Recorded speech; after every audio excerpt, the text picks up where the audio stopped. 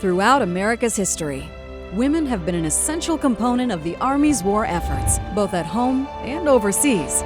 The nature of this contribution has been ever-changing, often driven by the needs of the Army and by what women are both capable of and willing to do to support the nation's war efforts.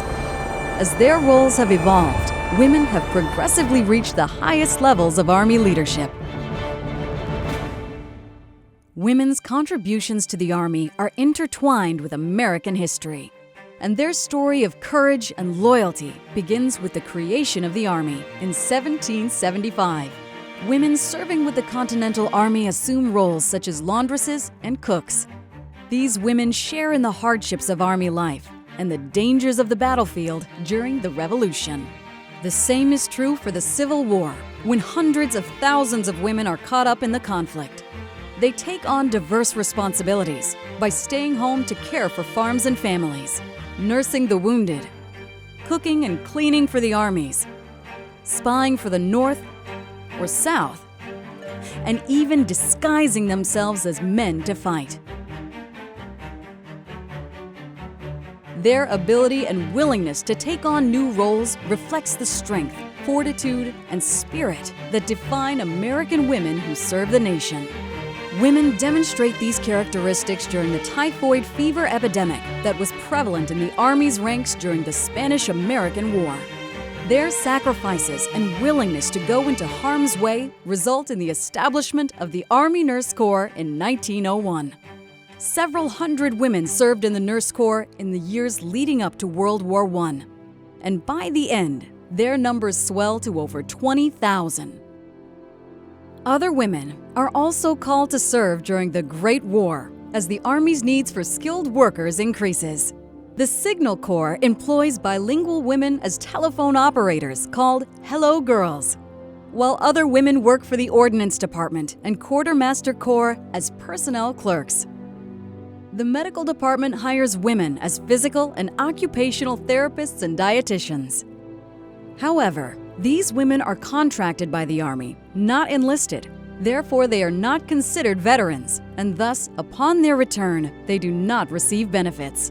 There is no question that the service of these women during World War I helps propel the passage of the 19th Amendment in June of 1920, granting female citizens the right to vote. Their service also sets the stage for the establishment of the Women's Army Corps 20 years later.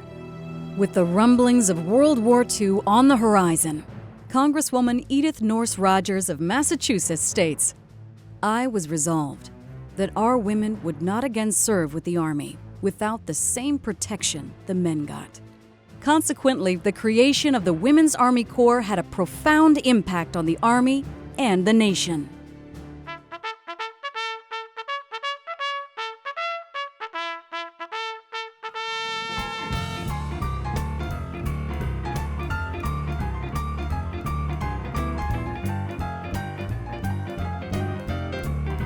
Women step up to perform an array of critical Army jobs.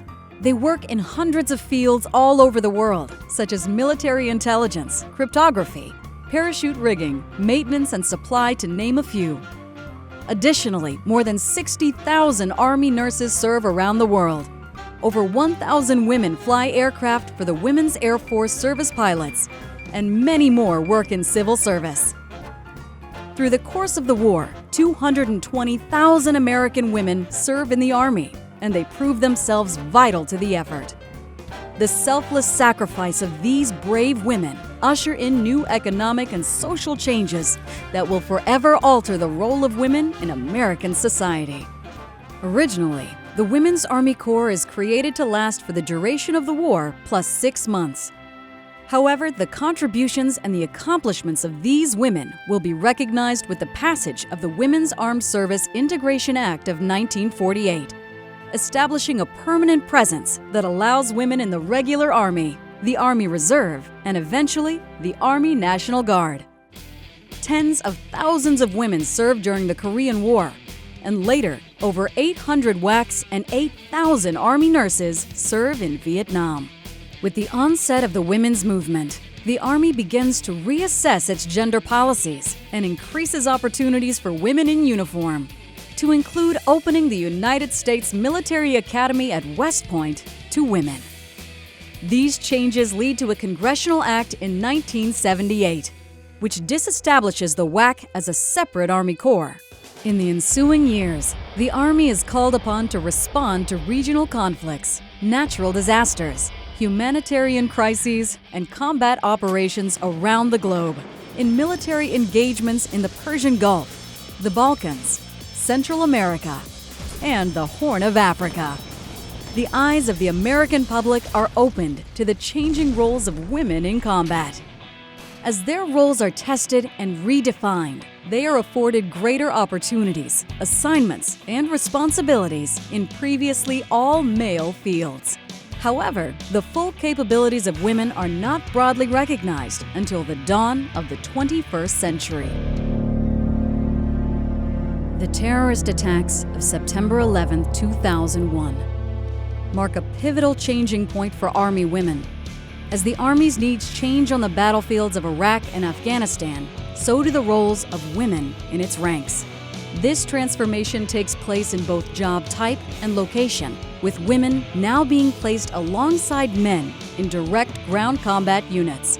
Army doctrine acknowledges that women can play an integral and definitive role as evidenced by the creation of female engagement teams and cultural support teams. After decades of conflict and over 2 centuries of service to our nation, the last barriers to Army women's service were removed on December 3, 2015, when the Secretary of Defense announced that all military occupational specialties, assignments, positions, and special training would be open to women. Within a year, hundreds of Army women volunteered to serve in the infantry, armor, and other combat specialties. Modern Army women are afforded opportunities that were inconceivable to their predecessors. From 1775 to the present, the historical record proves women have contributed their skills, talents, and courage to the defense of our nation. Army women today recognize that they are irreplaceable. They are soldiers, and they are leading a legacy.